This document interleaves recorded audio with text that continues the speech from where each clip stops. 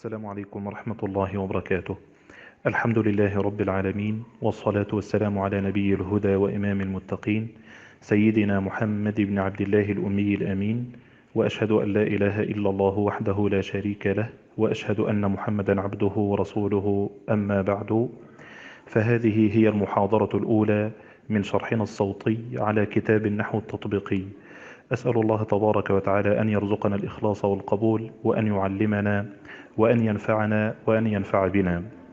أيها الفضلاء، لا أريد أن أطيل في المقدمة لأن الدورة مختصرة، ومن أراد التفصيل فليرجع إلى صفحتي على الفيسبوك بعنوان النحو التطبيقي لخالد عبد العزيز، فعليها الشرح بالصوت والصورة مفصلا إن شاء الله. بدأ الكتاب بأقسام الكلمة، فقال: أقسام الكلمة ثلاثة: اسم وفعل وحرف. فلا توجد كلمة في اللغة العربية تخرج عن هذه الأنواع الثلاثة. الكلمة إما أن تكون اسما، أو أن تكون فعلا، أو أن تكون حرفا. ونريد أن نفرق بين الأنواع الثلاثة. أولا قال: الاسم كلمة دلت على معنى في نفسها ولم تقترن بزمان. كلمة دلت على معنى في نفسها ولم تقترن بزمان. ومثال ذلك محمد وفاطمة وقلم وكتاب وشجرة وبيت وكرم وبخل إلى آخره من الكلمات. قال: كلمة دلت على معنى في نفسها. ما معنى دلت على معنى في نفسها؟ أي أنه بمجرد النطق بها فقد استفدت معنى. يعني إذا قلت محمد سينصرف الذهن إلى شخص، إلى صورة شخص. إذا قلت قلم ستنصرف الأذهان إلى الآلة التي تكتب. وإن لم تضع الكلمة في جملة، بمجرد نطق الكلمة مجردة عن الجملة فقد تقول قلم سينصرف الذهن إلى الآلة التي تكتب. هذا معنى أن الكلمة تدل على معنى في نفسها، أي وإن لم ينضم إليها غيرها. قال: ولم تقترن بزمان، يعني لا يضاف إلى معناها الزمن. إذا قلت قلم هذا معناه مفهوم. طيب في أي زمن؟ في الماضي أو في الحال أو المستقبل؟ لا يوجد زمن، لأن الاسم يدل على معنى في نفسه ولا يضاف إلى معناه الزمان. طيب الفعل، قال: الفعل كلمة دلت على معنى في نفسها واقترنت بزمان. أيضا الفعل كلمة دلت على معنى في نفسها، أي بمجرد النطق بها يستفاد معنى، واقترنت بزمان فوق هذا المعنى. مثال ذلك: كتب يكتب اكتب. فكتب يدل على الكتابة في الزمان الماضي، إذا معنى وزمن. يكتب يدل على الكتابة في الزمان الحاضر.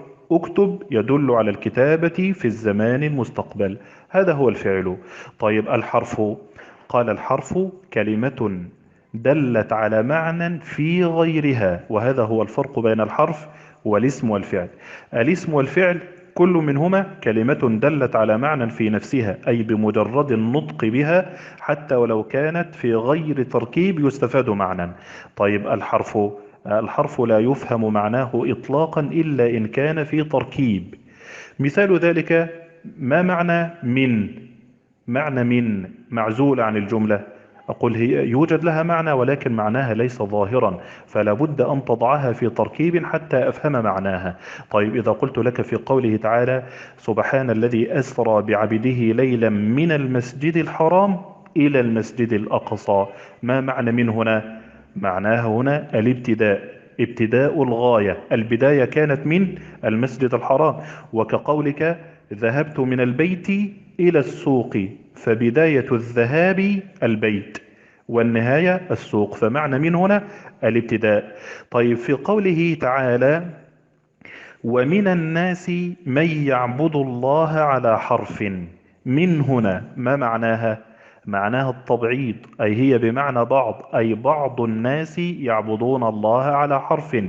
كيف عرفت معناها؟ من السياق هو الذي أظهر لنا معنى من. وكقولك أيضا: من الحاضرين مهندسون. من الحاضرين مهندسون، أي بعض الحاضرين مهندسون. ففهمت معناها أيضا من السياق. طيب هذا التعريف، يعني تعريف الاسم وتعريف الفعل وتعريف الحرف. العلماء قد وضعوا علامات لكل من هذه الأنواع، فوضعوا علامات للاسم ووضعوا علامات للفعل ووضعوا علامات أيضا للحرف. قد يقول قائل: ولكننا نستطيع أن نفرق بين الأنواع الثلاثة بسهولة. أقول: نعم، ولكن العلماء عندما وضعوا هذه العلامات وضعوها أولا للذي لا يستطيع أن يفرق. ثانيا، هناك كلمات ملبسة حقا، حتى الذين درسوا قد يختلط عليهم الأمر. ومثال ذلك مثلا كلمة إذ، اسم أو فعل أو حرف. الذي يتبادر إلى الذهن أنها حرف تشبه إن مثلا، ولكن في الحقيقة هي اسم، وعرفنا هذا من العلامات التي وضعها العلماء. العلماء يقولون من علامات الاسم التنوين، وكلمة إذ تقبل التنوين، كما في قوله تعالى: وأنتم حينئذ تنظرون. هي إذ هذه التي في الآخر قبلت التنوين، إذن هي اسم. طيب كلمة صه بمعنى اسكت، اسم أو فعل أو حرف؟ قد يقول قائل معناها اسكت إذن هي فعل. نقول: لا، هي اسم، ودليل ذلك أنها تقبل التنوين، فتستطيع أن تقول صهن، ولا يقبل التنوين إلا الأسماء، فهي اسم فعل أمر. وعلى ذلك فقس. فنبدأ بعلامات الاسم. وأيضا هناك يعني في داخل العلامات هناك أشياء نتحدث عنها نستفيد منها، يعني ليست المسألة مسألة العلامة فقط، هناك أشياء. يعني عندما نذكر الجر نقول: والجر ينقسم إلى ثلاثة أنواع كما سنبين. قال: للاسم علامات تميزه عن الفعل والحرف. إذا وجدت واحدة منها في كلمة أو رأيت أنها تقبلها فاحكم عليها بأنها اسم، وهي الجر والتنوين والنداء والإسناد إليه. تنبيه مهم جدا: لا يشترط في الكلمة لكي تكون اسما أن تشتمل على العلامات المذكورة كاملة. الشيء الثاني: لا يشترط أن توجد العلامة في الكلمة، ولكن الشرط أن تقبل الكلمة العلامة. يعني من الممكن ألا ترى العلامة ظاهرة أمامك، ولكن في موضع آخر تجد أن الكلمة تقبل العلامة، فالشرط أن تقبل الكلمة علامة واحدة من العلامات المذكورة، فإن قبلتها حكمنا عليها بأنها اسم. أول علامة من العلامات هي الجر. قال: الجر هو عبارة عن الكسرة التي يحدثها العامل أو ما ناب عنها. الكسرة التي بسبب العامل أو ما ينوب عن الكسرة كالياء مثلا. فنقول: إن وجدت كلمة مجرورة فاحكم عليها بأنها اسم. والجر ثلاثة أنواع: الجر بحرف الجر، الجر بالإضافة، الجر بالتبعية. ويعني هنا أنا ذكرت ما يناسب الشكل وما يناسب هذا المستوى، فلا ندخل في جدال هل الجر بالإضافة أو بالمضاف، الجر بالتبعية، أو هو يعني بعامل الجر للمتبوع. لا أريد أن أدخل في هذه الأشياء، وإنما ذكرت هذا ليناسب هذا المستوى. الخلاصة: إن وجدت كلمة مجرورة فاحكم عليها بأنها اسم. طيب ما أنواع الجر؟ الجر بحرف الجر، الجر بالإضافة، الجر بالتبعية. جر بحرف الجر نحو: سلمت على محمد، محمد مجرور بعلى، إذا محمد اسم. جر بالإضافة نحو: كتاب زيد مفيد، أين الكلمة المجرورة؟ زيد، هذا مضاف إليه مجرور. كيف أعرف المضاف إليه؟ أنت تنسب الأول للثاني، تقول: كتاب من؟ كتاب زيد. باب الفصل، مكتب علي، سيارة محمد، كتاب سعيد مفيد. فنحن ننسب الأول للثاني، الثاني هذا هو المضاف إليه المجرور، والمضاف إليه دائما مجرور. كتاب محمد مفيد، فمحمد هنا مضاف إليه مجرور وعلامة جره الكسرة. النوع الثالث الجر بالتبعية. التوابع في اللغة العربية 4 أنواع، هي النعت والعطف والتوكيد والبدل، كلها تتبع ما قبلها في الإعراب، وسيأتي بابها بالتفصيل إن شاء الله. سنأخذ مثالا على النعت.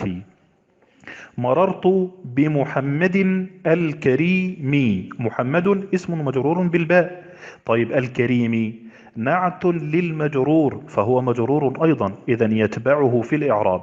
فمحمد مجرور بالحرف، والكريم مجرور بالتبعية على هذا القول الذي قلته أولا.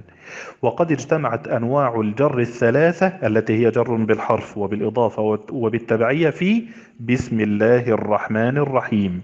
باسمي، الباء حرف جر، واسمي اسم مجرور بالباء.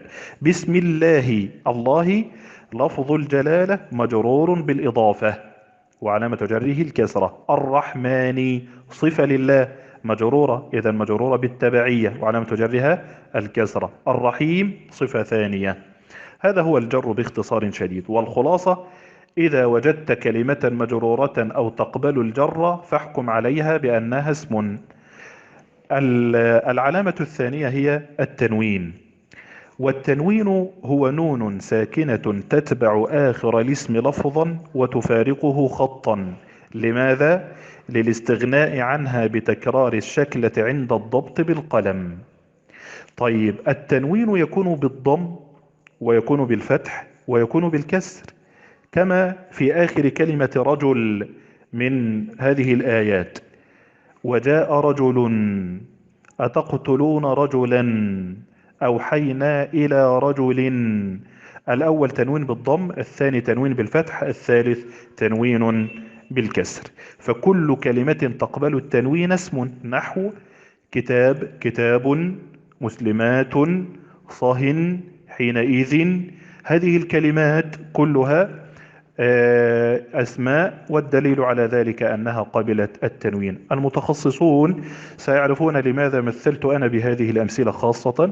يعني كل مثال هو على نوع من أنواع التنوين. كتاب تنوين تمكين، مسلمات تنوين مقابلة، صهن تنوين تنكير، حينئذ تنوين عوض. ولا أريد أن أقول أكثر من هذا في هذا المستوى حتى لا نطيل على طلاب العلم. طيب هناك سؤال مهم جدا وقد سألته لأكثر من طالب من طلاب العلم ويخطئ فيه. ما هو؟ هو حدد لي التنوين بالضبط في الرسم، أين هو؟ إذا قلت للطالب هذا يقول لك هو الضمتان أو الفتحتان أو الكسرتان، وهذا هو المشهور عند الناس، ولكن هذا الكلام خطأ. طيب ما الصحيح؟ الصحيح أن التنوين هو الحركة الثانية من الضمتين أو الفتحتين أو الكسرتين فقط، الحركة الثانية. طيب والحركة الأولى؟